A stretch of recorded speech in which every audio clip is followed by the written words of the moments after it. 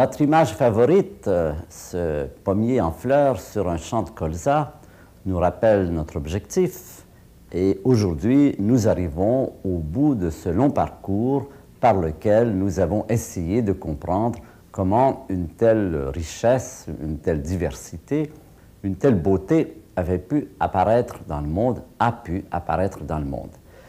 Depuis la dernière leçon, nous nous questionnons sur les moteurs de cette ascension de la complexité. Qu'est-ce qui fait que l'univers, progressivement, est passé de cet état chaotique des temps très anciens vers des états de plus en plus complexes? Et nous avons vu en particulier qu'aux échelons inférieurs de la complexité, là où on trouve les atomes, les molécules, un élément dominant, c'était ce qu'on pourrait appeler la quête de stabilité. Les atomes, les molécules, cherchent à se situer dans un état de plus en plus stable, ce qui amène les protons et les neutrons à se combiner en noyaux, et les noyaux à se composer en atomes et en molécules. On a vu aussi que cette quête de stabilité, portée jusqu'à son extrême limite, aurait l'effet inverse de ce qu'on pourrait désirer, c'est-à-dire un retour à une monotonie. L'univers aurait été en fer, en structure noble et en trou noir. Et on a vu comment l'univers avait un tour dans son sac qui lui permettait de frustrer cette tendance hégémonique des forces et de permettre donc l'arrêt de cette progression vers la stabilité. Cela, on a vu, c'était relié à l'expansion de l'univers. Maintenant, nous sommes en train de regarder la partie supérieure de la pyramide, et là, nous découvrons que ce n'est plus la stabilité qui est le moteur de l'ascension, mais quelque chose de tout à fait différent que nous allons comprendre maintenant un peu plus en détail. Revenons vers les structures atomiques dont nous avons parlé jusqu'ici. Les atomes sont composés d'un proton et d'un électron, ou plusieurs protons ou neutrons et plusieurs électrons. Il y a une caractéristique, c'est que les atomes, ces atomes tels quels, sont éternels.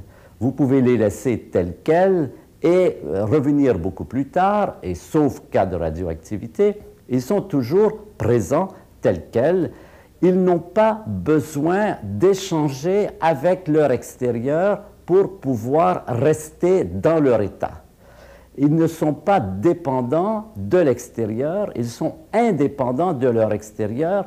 Leur existence est assurée tout simplement par la cohésion, par l'association des particules dont ils sont constitués. C'est bien sûr la même chose pour les molécules. Vous avez maintenant sur l'écran une molécule de sucre, c'est aussi quelque chose de stable, association d'atomes, les boules rouges, les boules blanches, les boules noires sont des atomes de carbone, d'azote et d'oxygène, carbone, hydrogène et oxygène pour le sucre. Quand vous avez constitué cette structure, elle est stable, elle reste comme ça indéfiniment. Elle peut passer à des états supérieurs, c'est-à-dire à des états d'excitation, elle peut se mettre à bouger dans un sens ou dans l'autre, mais quand l'excitation est terminée, quand on a terminé de lui envoyer de la lumière, elle retombe dans son état fondamental et elle attend, elle peut rester là indéfiniment. Quand on arrive aux molécules plus complexes comme l'ADN, là, ça n'est plus tout à fait aussi certain. Ces molécules sont tellement fragiles qu'il n'est pas du tout évident qu'elles pourraient rester indéfiniment dans cet état. C'est bien la phase un peu transitoire entre ce qu'on appelle la matière inerte et la matière vivante. Quand on arrive au niveau de la matière vivante, alors là, c'est entièrement différent. Au niveau de la matière vivante, on ne peut rester vivant que si on échange avec l'extérieur. Échanger quoi? Eh bien, de la chaleur, de la nourriture, de l'énergie sous des formes différentes. Les structures vivantes sont des structures fragiles, dépendantes, mortelles. De toute façon, elles ne dureront pas indéfiniment. Et même pendant leur existence, elles sont toujours menacées. Elles peuvent passer de cet état vivant à l'état de mort si on les coupe de leur environnement. Si on prend une de ces diatomées, comme celle que vous voyez là, et qu'on l'isole complètement, si on prend n'importe quel être vivant, Les êtres vivants, rappelez-vous, dans notre pyramide de la complexité, sont situés à ce niveau-ci et à ce niveau-là. Si vous isolez un organisme, une plante, un animal pendant un certain temps, sans échange, eh bien, il meurt, c'est-à-dire qu'il se décompose d'abord en cellules. Les cellules reprennent leur existence individuelle et ces cellules, bien sûr, elles-mêmes ne peuvent pas rester longtemps dans cet état. Elles vont revenir à l'état de molécules. Donc, la différence entre la partie inférieure ici et la partie supérieure, c'est qu'ici, l'existence est garantie par l'association des particules qui composent la structure, que ce soit proton, neutron, atome ou molécule. Au niveau supérieur, ça n'est plus du tout la même chose. Il ne suffit pas de mettre tous les atomes requis pour faire un être humain pour que cet être humain soit en vie. Et en fait, cet être humain, quand il est en vie, eh bien, quand il a cessé d'échanger avec l'extérieur, redevient simplement la somme des particules dont il est composé. Les particules de notre corps ne sont pas toutes essentielles à notre corps. Vous savez qu'on peut perdre des cheveux, on peut perdre des dents, un bras, une jambe et rester nous-mêmes. Mais si on perd cette possibilité d'échanger avec l'extérieur, nécessairement, on descend au niveau inférieur et encore au niveau inférieur. En d'autres mots, il y a un prix à payer pour rester ici, c'est la possibilité d'échanger avec l'extérieur. Et là va se poser un problème fondamental, c'est que cet échange avec l'extérieur, on n'est pas seul à vouloir le vivre. Il y a dans la nature quantité d'animaux et de plantes qui ont tous et toutes ce même objectif. Elles cherchent à avoir les éléments dont elles ont besoin. Elles deviennent des prédateurs. Et bien sûr, qui dit prédateur dit aussi proie. Et on entre dans cette logistique de la vie qui est que pour rester en vie, il faut manger et ne pas être mangé. Et cette dynamique, on pourrait dire cette cruauté de la nature, mais on peut aussi le voir comme le prix à payer pour rester au niveau les plus élevés de la complexité, cette dynamique va avoir pour effet le développement d'une quantité extraordinaire de stratégies pour arriver précisément à rester vivant, c'est-à-dire à avoir des proies et à ne pas être une proie. Et vous avez devant vous une aile de papillon. Cette aile de papillon représente un gros œil. Eh bien, cet œil, c'est un exemple d'une de ces astuces, d'une de ces stratégies de la nature pour permettre à ce papillon de rester en vie. Ce papillon est une nourriture excellente pour certains oiseaux. Et quand les oiseaux le voient, ils se précipitent sur ce papillon. Et que fait ce papillon? Il ouvre ses deux ailes. Et l'oiseau voit ses deux gros yeux. Et effrayé, il tourne, il rebrousse chemin. Voilà un exemple d'une stratégie, d'un camouflage, on peut dire, que la nature a inventé pour permettre à ce papillon de continuer à exister. Évidemment, il y en a des quantités innombrables. Et il y a en particulier des camouflages, des stratégies qui sont pratiquement à la limite de ce que nous appellerions, nous, de l'immoralité ou de la tromperie. Et vous en avez un exemple ici. Vous savez que dans la vie des plantes et des insectes, les insectes vont chercher du sucre chez les plantes, du nectar, et ensuite transportent les graines, le pollen de ces plantes et pollinisent ainsi les plantes. Et il y a donc en principe une interaction bénéfique entre les plantes, certaines plantes, et les papillons ou les mouches ou les oiseaux dans certains cas. Cependant, il y a des plantes qui trichent un peu. Quand elles voient arriver le papillon, ou cet insecte que vous voyez là, qui est attiré par le nectar, eh bien, au moment où il pense être tout à fait en train de faire cet acte d'échange naturel, cette plante qui est une plante carnivore l'accroche avec des pinces et dans l'image suivante, vous allez voir ce qui lui arrive. Il est tout simplement bouffé, digéré par cette plante. Eh bien, c'est là un exemple de ces stratégies, de cette escalade, on peut dire, de ces trucs qui, dans certains cas, frisent, comme je disais, la tromperie, la malhonnêteté la plus extravagante, si on la lit en termes de notre morale naturelle. Et grâce, je dirais, à cette escalade d'avantages avec armes d'attaque et armes de défense que l'on voit tout au long de la vie animale, les animaux, les plantes acquièrent des propriétés, des astuces qui sont un des moteurs certainement très importants de la complexité. En résumé, dans cette partie ici, c'est la quête de stabilité qui est l'élément moteur de l'ascension de la complexité. Ici, c'est la quête de l'adaptation, de la possibilité de survie en relation avec le fait que dans cette région, les systèmes sont fragiles, sont indépendants, sont mortels, et donc doivent se défendre, et donc doivent attaquer pour manger. Et cette logistique de l'attaque et de la défense est un des moteurs puissants de l'apparition de propriétés de ces êtres vivants, toujours plus extraordinaires, toujours plus performantes. Une des plus performantes, bien sûr, une des stratégies les plus importantes, c'est l'intelligence. Et l'intelligence, nous en avons déjà ici la marque dans les yeux de ce petit tarsier, ce petit singe arboricole qui vit depuis plus de 200 millions d'années, qui est un de nos ancêtres dans l'espèce primate hominienne. Eh bien, ce petit singe, on voit très bien dans son œil jusqu'à quel point déjà cette capacité, cette intelligence est présente. Et cette intelligence va croître et va permettre une maîtrise, une domination toujours plus grande de l'environnement. Et cette domination va donner naissance à la technologie, à la science, et finalement va nous amener à un des problèmes majeurs, justement, que nous vivons aujourd'hui, et c'est le problème de la remise en cause de notre pyramide de la complexité. Alors, vous avez très bien compris de quoi j'ai parlé. L'exemple suivant va vous en donner la preuve. Voilà ce dont les hommes sont capables. Voilà ce don de la nature, l'intelligence, dont on se demandera si c'est un don empoisonné, un cadeau empoisonné ou non. Ce cadeau de l'intelligence, qui est un cadeau formidable quand il s'agit de pouvoir exister, manger et ne pas être mangé dans un univers difficile, dans un monde qui est plein de problèmes, dans un environnement hostile, dans un monde dans lequel on a des ennemis non seulement naturels, mais aussi des congénères, toujours la fameuse compétition.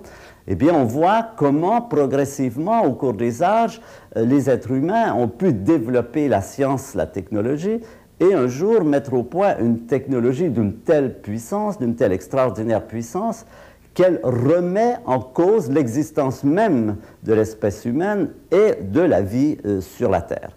Et cette explosion atomique que vous voyez devant vous, c'est une des manifestations. Nous savons, depuis une trentaine ou une quarantaine d'années, nous sommes entrés dans un âge, et c'est peut-être un des événements les plus importants de notre période, nous sommes entrés dans un âge où nous sommes en mesure de nous exterminer nous-mêmes. Et cette possibilité, cette effarante possibilité, nous avons continué pendant des décennies à la développer. Il y a eu d'autres exemples de bombes atomiques, et comme vous savez, les bombes atomiques ne sont pas simplement des objets spectaculaires, des objets de musée, pourrait-on dire, mais ils ont déjà servi. Et vous avez devant vous ici une image d'Hiroshima qui montre quelle est la puissance de ces bombes.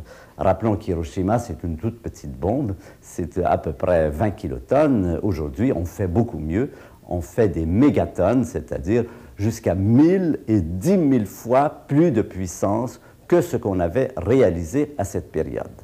Donc voilà un dilemme important. Cette pyramide qui a grimpé pendant 15 milliards d'années et qui se trouve, par la logique des choses, amenée à produire des organismes de plus en plus puissants, ces organismes qui sont montés là, donc par ce moteur de la compétition, eh bien, ce moteur de la compétition pourrait nous ramener à la monotonie, c'est-à-dire faire reculer le long de cette échelle et nous ramener à une planète couverte de produits toxiques et totalement inhabitée. Alors, vous voyez le parallélisme entre les deux situations. Ici, c'était la stabilité qui était le moteur de la complexité. Cette stabilité avait joué un rôle positif en créant des atomes, des molécules, des noyaux, des étoiles, mais si elle avait été amenée trop loin, cette stabilité aurait retourné, effacé la diversité. Là, c'est un moteur différent, c'est la compétitivité dans un monde fragile dans lequel les êtres sont dépendants. Mais le résultat pourrait être tout à fait le même. Si cette compétitivité était amenée jusqu'au point où elle irait jusqu'au bout de ses limites, et c'est bien ce que nous rencontrons avec l'être humain, c'est l'être compétitif par excellence, c'est celui qui peut aller le plus loin, et bien précisément le fait qu'il puisse aller si loin remet en cause cette partie de la pyramide et menace à nouveau de neutraliser la diversité, de neutraliser la variété et la richesse des formes dans l'univers.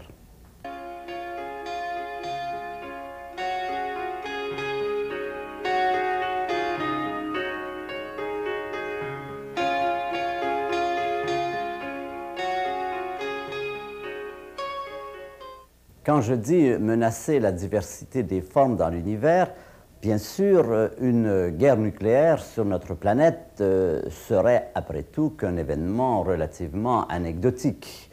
Et même l'éclat des bombes ne serait pas visible des planètes ou certainement pas des étoiles les plus rapprochées. Quand je dis dans l'univers, je veux dire ceci. À la dernière leçon, on a mentionné comment il était plausible, sans être prouvé, que cette échelle de la complexité, c'est quelque chose qui vraisemblablement a été gravi dans beaucoup d'autres biosphères. Et je pense que tout ce que j'ai dit tout à l'heure sur les moteurs de la complexité, la stabilité, la fragilité, la compétition, eh bien ces mêmes moteurs vraisemblablement agissent sur d'autres biosphères hypothétiques, amènent l'apparition de l'intelligence, amène l'apparition de la science et de la technologie, amène l'apparition de la puissance extraordinaire que donne la science moderne, en particulier sur le plan nucléaire, et donc que ce à quoi nous sommes confrontés aujourd'hui, c'est-à-dire la nécessité d'arriver à coexister avec notre puissance, nous dominons la matière plus que personne ne l'a jamais fait sur la Terre, mais aujourd'hui, nous sommes menacés parce que, apparemment, nous n'arrivons pas à dominer cette domination. Eh bien, je pense que ces phénomènes, vraisemblablement, se sont produits ailleurs et que la complexité, sous cette forme, retrouve cette même problématique sur différentes planètes. Donc, on peut dire que cette question est une question universelle qui s'est posée déjà vraisemblablement à un grand nombre de biosphères habitées et que dans certains cas, certaines biosphères ont réussi à dépasser cette crise et à vivre, à coexister avec leur puissance, tandis que d'autres n'ont pas réussi. Et ces planètes, quand nous les visiterons avec nos vaisseaux spatiaux, nous les découvrirons couvertes de débris toxiques et radioactifs. Il faut dire que depuis quelque temps, on a découvert que les scorpions ont une extraordinaire capacité à accumuler de la radioactivité sans en souffrir. C'est un animal qui, sur ce plan, est un objet d'étude. On s'aperçoit qu'un scorpion peut recevoir des doses jusqu'à 1000 et 10 000 fois plus importantes que les êtres humains. Donc, s'il y a un survivant après un échange atomique, si un échange atomique devait avoir lieu, et s'il y a des survivants, ce seraient vraisemblablement des scorpions. Alors, on se retrouverait avec une planète dans laquelle les êtres vivants qui resteraient seraient les scorpions. Ces scorpions pourraient bien sûr eux-mêmes évoluer et pourquoi pas passer les différents stades qu'ont passé les reptiles, les mammifères, peut-être atteindre au niveau de l'intelligence et peut-être eux-mêmes faire des télescopes et se poser des questions sur le ciel. Mais enfin, disons qu'on n'y tient pas trop, ce serait assez dommage de devoir laisser notre place aux scorpions. Ce problème de la guerre nucléaire, fort heureusement, est un problème qui, depuis quelques années, est un problème qui se détend. On voit un peu partout, non pas cette accélération démentielle qu'on a vue pendant les années 60 à 80, mais plutôt une destruction lente, un démantèlement des bases, des échanges bilatéraux pour diminution de ces différents armements. Pourquoi? Eh bien, en gros, parce qu'on a découvert au cours des années 83-84 qu'il n'y aurait vraisemblablement pas de survivants, qu'une attaque nucléaire amènerait la destruction d'une partie importante de l'humanité en quelques minutes, mais que le restant de l'humanité, vraisemblablement, regretterait de ne pas avoir péri à ce moment-là, parce que suivrait ce qu'on appelle l'hiver nucléaire, une période dans laquelle la surface de la Terre pourrait voir sa température descendre à moins 10, moins 20, moins 30, moins 40 degrés, avec destruction des systèmes de transport, d'approvisionnement, de l'immunité physiologique des différentes personnes. Nos systèmes d'immunologie seraient vraisemblablement mis en défaut, et donc une destruction, une extermination du restant de la population, et peut-être aussi des plantes et des animaux. Ça n'est pas une certitude, ça a été très contesté. Il y a ça dépend un peu de la météorologie, de la possibilité de transporter les nuages radioactifs. Ça n'est pas une certitude, mais c'est une possibilité, et en tant que telle, il faut en tenir compte. On en a tenu compte, heureusement, et c'est grâce à cela, je pense, qu'aujourd'hui, cette dynamique de la guerre est en train de disparaître, la menace décroît. Ce n'est pas encore terminé, je crois qu'il faut se rendre compte qu'il y a encore beaucoup de pays qui ont l'armement nucléaire et qu'on pourrait avoir de mauvaises surprises. Mais enfin, ça n'a pas l'état de crise aiguë que cela avait il y a 10 ou 15 ans. En parallèle, un autre problème s'est développé, ou plus exactement, on en a pris conscience, et qui est beaucoup plus difficile à régler, c'est le problème de la pollution. Il a suffi pour régler le problème de la guerre que deux personnes, Gorbatchev, Reagan, Bush, se retrouvent autour d'une table et discutent entre eux. Pour ce qui est de la pollution, c'est extrêmement plus compliqué. La pollution, c'est une hydre avec des milliers de têtes, et ces têtes reparaissent à mesure qu'on les coupe. Ces têtes, ça s'appelle effet de serre, couche d'ozone, pluies acides, radioactivité, toxicité de l'air, disparition des forêts, enfin, on n'en finit plus. Maintenant, et pratiquement toutes les semaines, dans vos journaux, vous trouvez de nouvelles destructions, de nouvelles agressions que nous avons portées à la nature, et dont nous commençons maintenant tout simplement à apprécier l'importance. Et on peut se dire que le taux de détérioration de la planète depuis une trentaine d'années, si on compare par exemple l'état de la planète en 60, 70, 80 et 90, on est absolument atterré, et on s'aperçoit qu'on ne pourra pas continuer longtemps comme ça. Heureusement, il y a un effort rapide de prise de conscience de l'environnement. Aujourd'hui, le sentiment de l'environnement n'est plus seulement au niveau de quelques écolos qu'on considérait un peu comme de doux rêveurs ou des idéalistes, mais c'est au contraire quelque chose qui atteint les couches les plus décidantes de la société. On voit des ministres, des politiciens, des juristes, des représentants des compagnies pollueuses discuter entre eux, et ce sentiment a pris une importance de plus en plus grande. Et c'est un élément positif qui nous donne espoir. Je pense qu'on ne peut pas sous-estimer le danger dans lequel nous sommes maintenant. Je pense qu'il faut aussi considérer que cet éveil très rapide pourrait mettre en échec cette destruction de la planète, et que la planète pourrait rester habitable au-delà d'un siècle ou deux, et ça me paraît être un objectif absolument fondamental. Donc, pour revenir à notre pyramide, nous retrouvons tout à fait le même problème. La pyramide, le sommet de la pyramide est menacé, peut-être moins maintenant par l'armement nucléaire, beaucoup plus par la pollution, par l'agression. Nous avons agi inconsidérément à court terme. C'est un peu comme si on avait acheté à crédit et qu'il fallait maintenant payer la note, c'est-à-dire que notre civilisation occidentale s'est axée complètement sur avoir des techniques de plus en plus puissantes, un produit national brut, un confort toujours plus grand, sans prendre conscience du fait que tout cela amenait des destructions de la nature, une détérioration de l'environnement, et aujourd'hui, cette détérioration nous retombe dessus, à tel point que, là encore, notre présence ici est menacée par ces phénomènes, ces déchets, ce qu'on a rejeté dans l'air. On a fait comme si l'air était infini, comme si la mer était infinie. C'était vrai quand il y avait des populations relativement faibles. Quand il y a 5 milliards d'habitants sur la Terre, ça n'est plus vrai. Nous sommes aussi bien en mesure de détruire la planète par l'armement nucléaire que par la pollution. Et nous devons affronter ce fait, c'est-à-dire nous sommes une menace à notre propre existence et à l'existence des plantes et des animaux. Les animaux qui nous regardent pourraient à bon droit dire que la Terre est infestée d'êtres humains. Eh bien, il faut voir à ce que notre influence ne soit pas à ce point négative, c'est-à-dire que nous ne ramenions pas cette pyramide vers les échelons du pas, simplement parce que nous ne savons pas gérer notre puissance, coexister avec notre propre puissance. Ces questions vont se discuter, vont se décider dans les années qui suivent. Nous sommes dans les décennies où ça va se déterminer. Nous avons, on peut dire, la chance ou la malchance d'être dans ces décennies.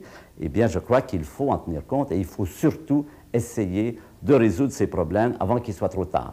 Nos enfants sont ceux qui hériteront de la planète et il est important qu'ils puissent profiter comme nous de ces 15 milliards d'années de croissance de la complexité. Vous voyez, c'est particulièrement dramatique quand c'est remis dans ce contexte astronomique. Aussi longtemps qu'on a cru que l'univers était éternel et inchangeant, que rien ne changeait vraiment, que la présence de l'homme sur la Terre, c'était une anecdote sans importance, la vie de l'être humain, aussi bien que sa mort, étaient des choses dont on pouvait se dire, après tout, ça n'a pas tellement d'importance.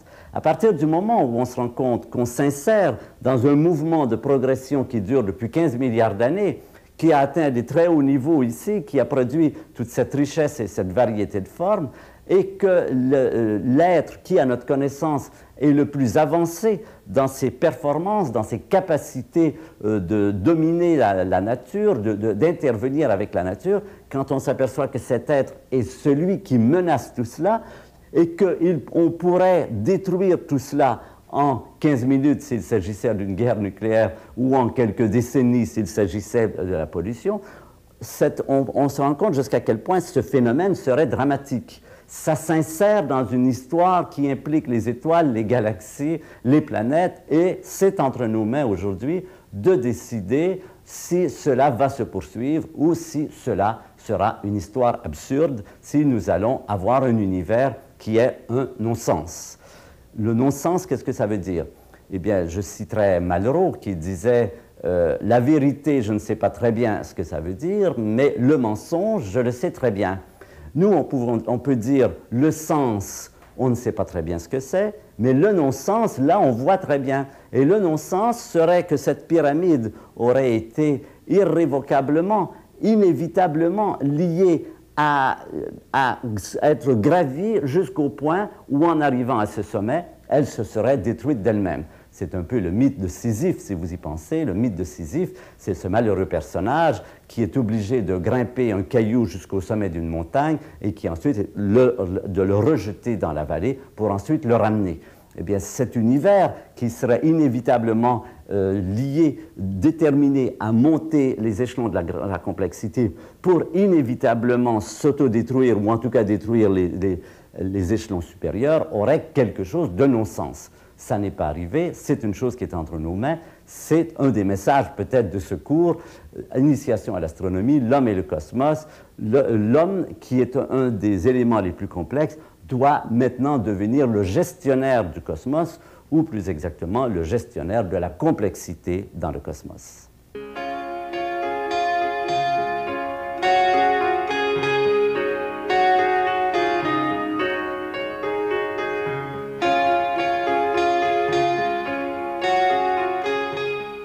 C'est important d'ajouter que la compétition n'est pas le seul moteur de l'ascension à ce niveau.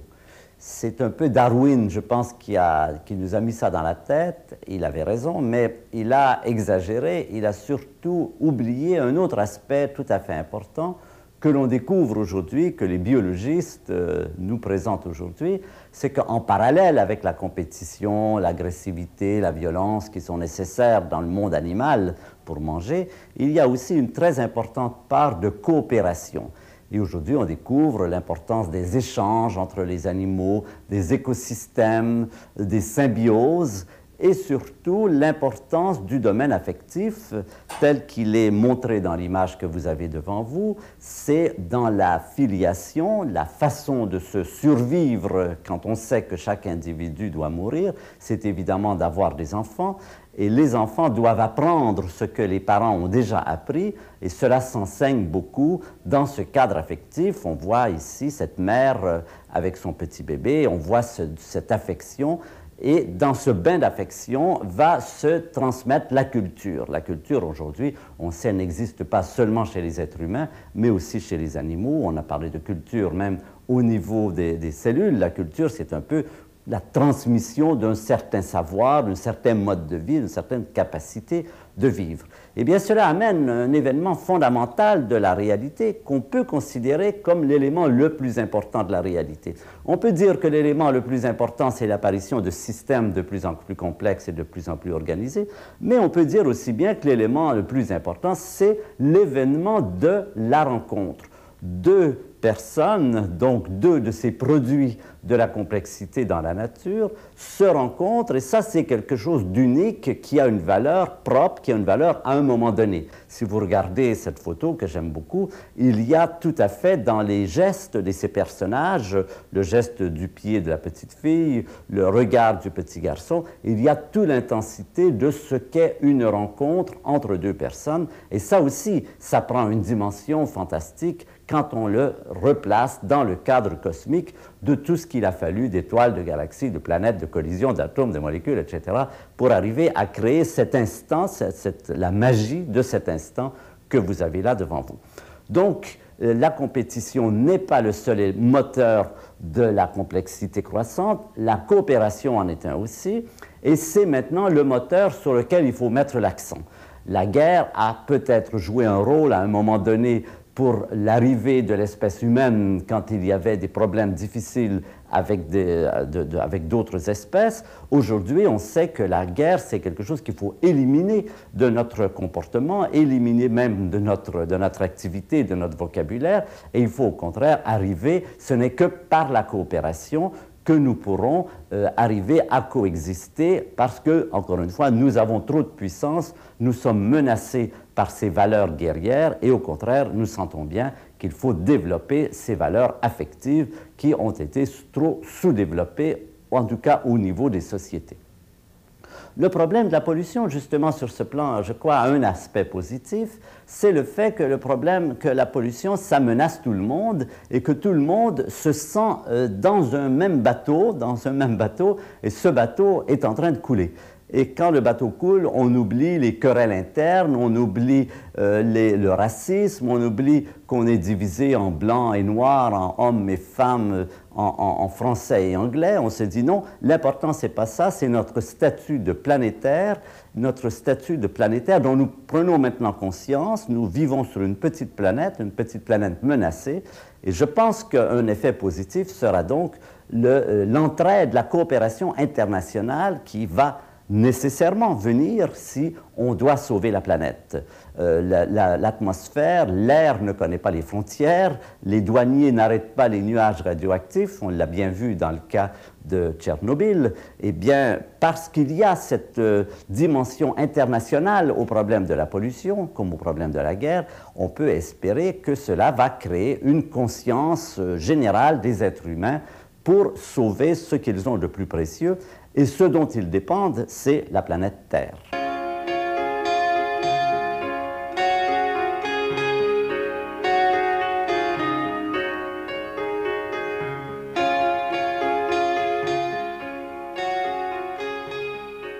Notre parcours arrive à sa fin et nous allons maintenant faire quelques réflexions supplémentaires sur ce que nous avons appris et comment ce que nous avons appris peut influencer notre existence et notre mode d'action et surtout notre façon d'envisager notre mode d'action. Régulièrement, les sciences introduisent dans l'humanité des connaissances nouvelles qui peuvent avoir un impact très important tout à fait en dehors du domaine des sciences elles-mêmes. Par exemple, quand Galilée et Copernic ont montré que la Terre n'est pas le centre du monde, eh bien, cette connaissance de nature astronomique a progressivement envahi tout le domaine de la pensée humaine et a influencé la philosophie, le mode de pensée et même beaucoup d'activités des hommes. Ce que nous avons appris, ce qu'on a essayé de raconter dans ces leçons, c'est la grande découverte, si on peut dire, de notre siècle, c'est la découverte du fait que nous vivons dans un monde historique, dans un monde qui a une histoire, et une histoire que nous savons raconter en termes de croissance de la complexité, comment cet univers qui apparaît il y a 15 milliards d'années dans un état de désorganisation totale, de désordre, voit, grâce à la présence des forces, grâce au fait que ces forces sont frustrées, grâce au moteur de la complexité, grâce à la seconde loi de la thermodynamique, on a vu tout ce que ça prend et on est loin de comprendre tout ce qui est impliqué là-dedans, on voit la matière s'organiser, devenir de plus en plus complexe. Eh bien, cet événement, de cette découverte, de cette organisation progressive de la nature, peut influencer tout ce que nous savons, tout ce que nous pensons, comment nous envisageons notre activité. Et j'ai deux domaines dont je voudrais parler maintenant, le domaine de la création artistique et le domaine religieux. Le domaine de la création artistique, ça se pose à peu près comme ceci. Vous savez que les artistes de tout temps, quand on leur pose la question de savoir pourquoi ils créent, pourquoi ils font de la musique, pourquoi ils font de la peinture ou de la poésie, généralement répondent la même chose, c'est pour moi c'est une espèce de pulsion que je ne peux pas contrôler. Si je ne le faisais pas, je ne me sentirais pas vivre, ça m'est indispensable pour exister. Et si on leur demande, mais d'où vient cette pulsion, bien sûr, ils ne le savent pas, ils la sentent. Eh bien, à la lumière de tout ce que nous avons vu, nous pouvons non pas expliquer cette pulsion, non pas expliquer l'art. Je crois que l'art est quelque chose qui n'est pas passible d'explication, c'est quelque chose qui existe en soi. Mais en tout cas, jeter certaines lumières sur ce phénomène et montrer, répondre à l'artiste que ce qu'il fait depuis son enfance, pendant toute sa vie, des fois dans des conditions extrêmement difficiles. Pensez à Beethoven, dans la plus grande pauvreté, dans la surdité, à Rembrandt également, à Van Gogh, qui sont des gens qui ont vécu des vies terribles et qui, malgré tout, ont poursuivi d'une façon obsessionnelle cette activité. On peut leur répondre que ce qu'ils font, curieusement, étrangement, peut-être pas si étrangement après tout, ressemble énormément à ce que la nature a toujours fait. D'abord, qu'est-ce qu'a fait la nature? Eh bien, comme l'artiste, la nature associe des éléments simples, on l'a bien vu, pour en faire des éléments toujours plus complexes, porteuses d'un nouveau sens. Chacune de ces structures porte un sens, a des capacités, des performances que n'ont pas les structures inférieures. Que fait, par exemple, l'artiste? Tout à fait la même chose. Il assemble des couleurs, des sons, et il les assemble de façon telle à créer un message, quelque chose de nouveau. Ce que vous avez sur l'écran, c'est quelque chose, on pourrait dire, comme une sorte d'art rudimentaire. C'est une aile de papillon. Cette aile de papillon, on voit, sont disposées des couleurs qui présentent ce que nous paraît un très beau tableau. On n'est pas tout à fait certain que dans ce cas, ce travail soit tout à fait gratuit. On a vu tout à l'heure, dans l'aile qui représentait ce gros œil, que ce travail n'était pas gratuit, bien sûr, puisqu'il y avait un but de protection de l'oiseau, du papillon. Dans d'autres cas, ça n'est pas du tout évident. Il y a cette dimension ludique de la nature qui essaie continuellement des choses nouvelles. On l'a vu dans cet effort pour envahir tous les habitats possibles de la planète. Et cependant, on voit que quand on arrive au niveau de l'être humain, qui est un des produits précisément de ce jeu de la nature, de cette obsession de créer toujours des structures plus complexes et plus performantes, l'être humain, déjà dans les temps les plus anciens que nous connaissions, là il s'agit d'une représentation du peintre des cavernes de Lascaux, l'homme de Cro-Magnon, eh bien cet homme qui ne connaît rien, bien sûr, de tout ce que nous avons raconté sur l'inventivité de la nature, on le voit déjà en train de reprendre pour lui-même cette activité de peindre, c'est-à-dire de créer quelque chose de nouveau, de plus beau dans l'univers, sur la Terre, dans sa caverne. Et ce qui est extraordinaire, c'est qu'il le fait de la même façon que la nature. Il associe des éléments à un niveau pour atteindre quelque chose à un niveau supérieur, une espèce d'alphabet qu'on associe, les couleurs pour produire des mots que sont les œuvres d'art, c'est-à-dire quelque chose de porteur de propriétés émergentes qui n'existait pas auparavant. Et on voit aussi qu'il le fait dans un cadre qui est tout à fait analogue à celui que nous avons vu auparavant, c'est-à-dire dans lequel il y a du jeu et des lois. Du jeu et des lois. Les lois, c'est dans toutes les périodes de la vie artistique, il y a des règles qui sont des règles dominantes d'une période. Évidemment, ces règles changent au cours des âges. Ces règles ne sont pas les mêmes, en tout cas pour la musique, au temps de Bach, au temps de Wagner, ou au temps de Stravinsky et des musiciens contemporains, mais il y a toujours ces règles qui existent, qui structurent l'œuvre, mais qui ne la structurent pas complètement, c'est-à-dire qui laissent la possibilité de faire beaucoup de choses différentes. Par exemple, Bach, sans enfreindre les règles musicales de son époque, il les enfreignait à l'occasion, mais pas beaucoup, sans les enfreindre beaucoup, a pu écrire 344 cantates, toutes différentes. Si ces règles avaient été parfaitement déterminantes, il est bien clair qu'il aurait toujours reproduit du pareil au même et ça aurait été parfaitement monotone. C'est, encore une fois, et dans le cas de la nature et dans le cas de l'artiste qui est l'enfant de la nature, qui est le produit, peut-on dire, de cette évolution, c'est la même chose. On associe, pour produire des choses nouvelles, on a cette préoccupation de créer du nouveau, de l'inédit et du toujours plus beau. Cela prend évidemment, dans le cadre de la vie moderne, une dimension beaucoup plus importante. Les artistes d'aujourd'hui ont des éléments, des possibilités d'expression bien plus grandes que celles du passé. Ils arrivent toujours, comme Monet ici, les fameux nymphéas de Monet, à produire des œuvres toujours plus belles. Et je pense que là, nous pouvons donc relier le travail de l'artiste, sa pulsion intérieure. S'il dit « Pourquoi je vis cette pulsion ?» Eh bien, on peut lui dire « Parce que c'est l'héritage de la nature. La nature a simplement transféré vers toi, qui fait partie aussi de la nature, cette pulsion de créer toujours du nouveau, de l'inédit, du plus beau. »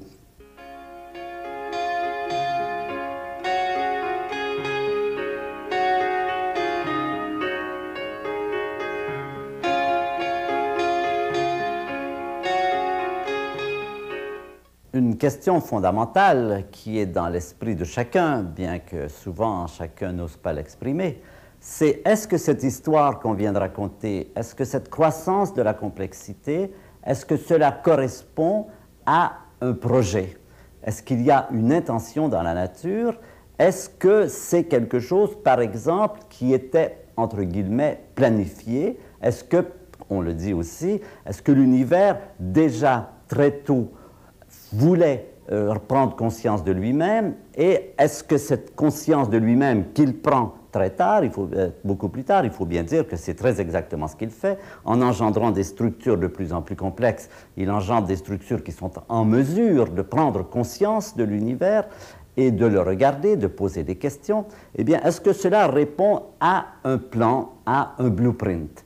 Bon, c'est évidemment la vieille question religieuse qui s'est toujours posée. Nous savons que de tout temps, les hommes ont été préoccupés de cette interrogation et nous ne connaissons aucune civilisation, que ce soit une grande civilisation comme la civilisation chrétienne ou hindouiste ou chinoise, bouddhiste, ou même dans les îles les plus minuscules de l'océan Pacifique, où les ethnologues nous racontent jusqu'à quel point les peuplades, même les plus moins nombreuses, ont développé un code, une histoire sainte par laquelle ils essaient de penser la réalité. Alors cette question se repose à nous aujourd'hui. Maintenant que nous savons tout cela, nous pouvons la reposer. Alors, on peut la reposer, mais il y a des éléments différents par rapport à la façon dont on la posait auparavant. Si vous regardez sur l'image, c'est une image de l'Apocalypse. C'est ce qu'on appelle l'étoile absinthe qui jette le feu sur la terre. Voilà une relation qui était la relation de l'homme ancien, je veux dire jusqu'à la Renaissance pratiquement, avec l'au-delà. C'était une relation qui était très proche. L'être humain pensait vivre dans un monde tout petit. Les étoiles étaient pratiquement pas très haut au-dessus de vos têtes, un peu comme au planétarium. ce ciel dans lequel on voyait les étoiles était également très habité par des personnes, des divinités, des ancêtres. Vous trouvez tous les cas de figure quand vous regardez les différents livres d'histoire des religions, et vous découvrez que ces ancêtres, ces divinités, avaient une interaction très directe et très importante avec les hommes. Les hommes se sentaient vraiment surveillés, et la loi était claire, ils savaient ce qu'il faut faire et ce qu'il ne faut pas faire, et à l'occasion, quand ils agissaient mal, ou même des fois quand ils n'avaient vraiment rien fait, c'est ce qui se passe par exemple dans ce cas de l'Apocalypse, où on peut se demander exactement que signifie cette pluie de feu sur la terre. Ce qui est certain, c'est qu'il y avait ce rapport très intime entre l'homme et ses divinités. Et ça, on le retrouve partout, sauf en Occident, bien sûr. Pourquoi? Parce qu'en Occident, on fait cette découverte extraordinaire, fondamentale, que l'univers n'est pas petit. Et cela va être un choc pour des quantités de gens. L'univers est gigantesque, la Terre est minuscule, l'être humain est quelque chose de tout petit sur une planète minuscule qui est dans un système solaire loin du Soleil, et ce Soleil est une étoile banale qui est à la périphérie d'une galaxie, comme il y en a des milliards et des milliards. Et cette prise de conscience, tout d'un coup, de ce que Pascal a appelé le silence de ces espaces infinis, quand il dit le silence de ces espaces infinis m'effraie, cette prise de conscience va jouer un rôle très important, psychologiquement important, sur l'être humain. L'être humain, l'être occidental, va se sentir seul, va se poser des questions, et ce petit dessin d'un peintre français, Batelier, représente assez bien la situation. Aujourd'hui, l'être humain est quelqu'un qui crie, qui cherche à créer un contact avec l'univers, un contact qu'il ne semble plus trouver, puisque ces certitudes anciennes, maintenant, ne sont plus, dans le cadre de la science, apparemment, ne sont plus recevables. Est-ce qu'on peut vraiment dire ça? Est-ce qu'on peut dire vraiment que la science a nié Dieu? Je pense que c'est quelque chose qui a été très présent, mais qui n'est pas du tout valable. À mon avis, si on distingue bien deux éléments, quel est le rôle de la science et quel est le rôle de la religion ou de la morale, on voit que ce sont des rôles tout à fait différents. La science nous enseigne quoi? Elle nous enseigne comment le monde est fait. Elle nous permet de découvrir que l'univers est fabriqué comme ça, qu'il s'est organisé de cette façon, mais elle ne nous dit absolument pas, nous donne pas de valeur. Elle ne nous dit pas comment nous devons vivre. Le second problème, c'est comment vivre sa vie, comment coexister avec des dimensions hostiles et difficiles, comment se comporter par rapport, par exemple, aux relations avec les gens, la société, comment réagir devant des phénomènes comme la mort, quel est le sens de la vie, y a-t-il quelque chose après la mort, comment devons-nous agir. Tout cela, c'est le domaine traditionnellement de la morale, de la philosophie, qui était prise en charge par les religions traditionnelles. Eh bien, si on ne confond pas ces deux domaines, la science, c'est ce qui nous dit comment le monde est fait, mais ça ne nous dit pas comment vivre. La science peut vous dire comment faire des manipulations génétiques, mais ne peut pas vous dire si vous devez ou non faire des manipulations génétiques. Ça, c'est une question non scientifique, mais morale par rapport à qu'est-ce que nous voulons vivre, dans quel type de monde voulons-nous exister. Eh bien, quand on fait cette distinction entre la morale, la philosophie, la religion, qui nous donnent des valeurs, qui sont des cadres dans lesquels on place les valeurs, et la science qui n'est pas un domaine de valeur, mais qui nous dit comment le monde est fait, je crois qu'il n'y a plus d'intrusion possible. Les intrusions, c'est quand la science prétend dire aux gens comment vivre, ou quand la religion prétend dire aux gens comment le monde est fait. Alors, à cette question maintenant à laquelle nous allons revenir, qui est la question, y a-t-il une intention, y a-t-il un projet derrière tout cela? Je dirais ceci. Si vous présentez cette évidence à deux personnes tout aussi compétentes l'une que l'autre, et qu'une de ces personnes, par exemple, va vous dire, eh bien, derrière tout cela, moi, je vois un projet, à mon avis, cela correspond à un projet dans la nature. Si cette personne vit en Occident, ce sera peut-être Dieu. Si c'est en Chine, ce sera le principe zen. Si c'est en Inde, ce sera Shiva. Et si c'est chez les Indiens d'Amérique, ce sera le grand Manitou. Une autre personne, par exemple, dira « Mais non, pour moi, je ne vois rien derrière tout cela. Toutes ces connotations holistes, globalisantes me paraissent vaseuses, vous pouvez vous demander la question, pourquoi avoir des réponses si différentes alors que vous avez deux personnes qui ont la même connaissance, la même honnêteté, la même compétence? La réponse, je pense, c'est qu'il y a deux choses qui interviennent quand on pose une question qui est la question de l'interprétation. Sur l'existence, sur la valeur scientifique de ces données, tout le monde est d'accord. Sur l'interprétation de savoir qu'est-ce qu'il y a derrière, intervient un autre élément qui est l'élément de la sensibilité. Quelle est la sensibilité de la personne à laquelle vous posez la question? Si c'est une personne qui est par nature de sensibilité religieuse, mystique, poétique, littéraire, enfin, globalisante, holiste, cette personne se sent tout à fait à l'aise avec cela et cela peut donner un sens à sa vie. C'est tout à fait parfait, c'est tout à fait cohérent avec ce qu'elle est. L'autre personne qui est plus rationaliste, qui est plus critique, qui n'aime pas ces visions, va vous dire à partir de la même évidence, moi je ne vois rien du tout. Et ça veut dire quoi? Ça veut dire qu'au lieu de comparer des faits ou des idées, elles sont en train de comparer des sensibilités. Elles peuvent se crêper le chignon, elles pensent confronter des idées, en fait, elles confrontent des sensibilités. Et ça, c'est bien un drame fondamental de notre Occident. Notre Occident, notre civilisation occidentale a beaucoup trop valorisé le concept, la vérité, comme réalité ultime. Je pense que nous devons apprendre des Orientaux qui sont beaucoup plus souples sur ce plan, qui sont beaucoup plus larges, qui voient bien au-delà de simplement le concept, qui voient toutes les facultés de l'âme qui peuvent intervenir et qui, pour eux, ces guerres de religion, ça les fait plutôt rigoler. Si on oublie l'islam, qui sur ce plan est plutôt occidental, les hindouistes, les bouddhistes sont très tolérants et ne pensent pas que la vérité puisse s'enfermer, puisse être enfermée dans quelques concepts, que ce n'est même pas la façon d'aborder, d'avoir un contact profond avec le monde. Donc je dirais, cette question de savoir si tout cela répond à un projet ou non, c'est une question personnelle à laquelle chacun répond d'une façon personnelle et répondra d'ailleurs d'une façon différente tout au long de sa vie. Parce que bien sûr, au long de notre évolution, selon les événements de la vie, selon ce qu'on appelle le parcours intérieur, chaque personne aura des opinions changeantes sur ce sujet. Donc il est très important de garder à ce sujet, à cette question, sa dimension subjective. Derrière tout cela, il y a ce qu'il vous semble qu'il y a. La réponse de chacun est une réponse personnelle et tout à fait valable.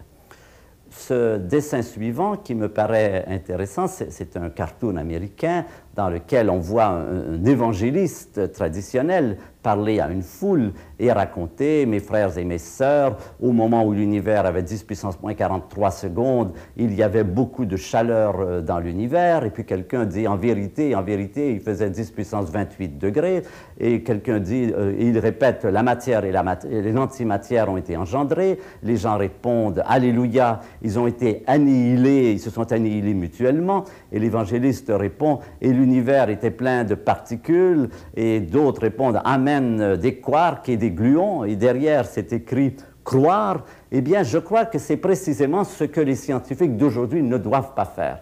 Il y a une tendance chez les gens à demander aux scientifiques de leur donner la vérité. C'est comme si les scientifiques avaient pris la place des curés. Les curés, traditionnellement, étaient ceux qui disaient aux gens quelle est la vérité, comment penser.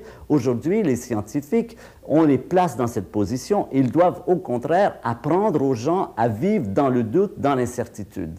C'est-à-dire que, bien sûr, quand il s'agit de la science, là, le rôle du scientifique, c'est de dire aux gens ce qu'on a appris, et c'est une des missions fondamentales de la science, mais aussi de bien faire la distinction entre ce qui est connu scientifiquement et ce qui est de la nature de l'interprétation, c'est-à-dire ce qui touche plutôt au domaine de la valeur, au domaine de la morale et de la religion. Là, le scientifique doit apprendre aux êtres humains à faire leur propre vérité. On parle souvent de prêt à porter, et on peut dire aussi il y a du prêt à penser. Le scientifique doit apprendre aux gens à développer leur façon à eux, leur style à eux, leur pensée à eux, et non pas leur inculquer, leur présenter quelque chose qui soit comme du prêt à penser, c'est-à-dire les garder dans cet infantilisme traditionnel qui consiste à croire que tout est connu, que nous avons les réponses à tout comme astrophysiciens. Et cette image, je pense, vous donne un bon résumé de ce que je dirais qu'un scientifique doit répondre, non pas sur le plan de la science, encore une fois, cette croissance de la complexité au cours du temps, ces découvertes extraordinaires de l'astrophysique, que l'univers était d'abord dans un état de chaos, que ce chaos a cru progressivement, s'est transformé en matière de plus en plus organisée. Tout cela, je pense que cela se défend parce que nous pouvons en donner des évidences, des preuves, c'est bien ce que j'ai essayé de faire, mais que dès qu'on aborde des questions plus générales, on doit répondre comme ce petit personnage que vous voyez devant vous. S'il vous plaît, ne cherchez pas des réponses sur ce plan ici, tout ce que nous avons, ce sont des questions.